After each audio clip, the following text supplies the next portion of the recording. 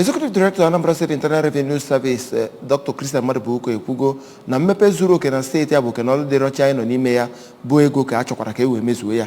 Dr. Madubuko kwuru nke a n'Ọnịcha ngwa ngwa jere nye ezisi ozi bagara ụfọdụ ụlọ ọrụ dị iche iche na akwụbeghị ụgwọ kwesịrị ha ga-akwụ ma kpara otu onye aka bụ onye na-eje anaka ego n'aha gọọmenti ma gọọmenti eziri ya ọrụ na Nnewi. Amaka Chibuzo Okoye pụtara ya ụka.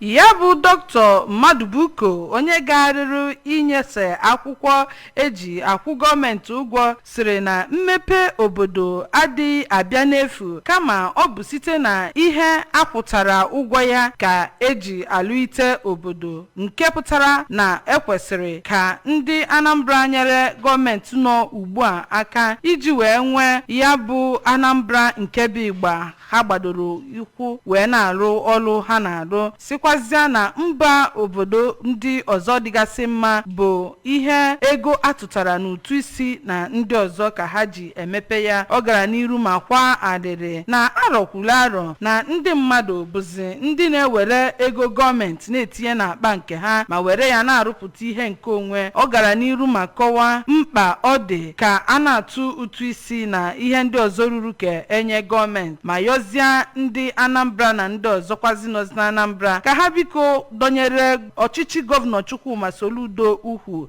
site na ịkwụ ụgwọ ha mgbe o ruru. Ya bụ ngagharị nke emere iji wee nata ego gọọmenti eji bụ nke ndị ọrụ nchekwa so n'ime ya wee jee ebe enwere ụlọ na-akwụ ụgbọ ala eburu ụfọdụ ụgbọala ha n'ihi na ha akwụghị ụgwọ kwesịrị ka ha kwụọ. Abụ m Amaka Chibuzo Okoye maka akụkọ ụwa ABS.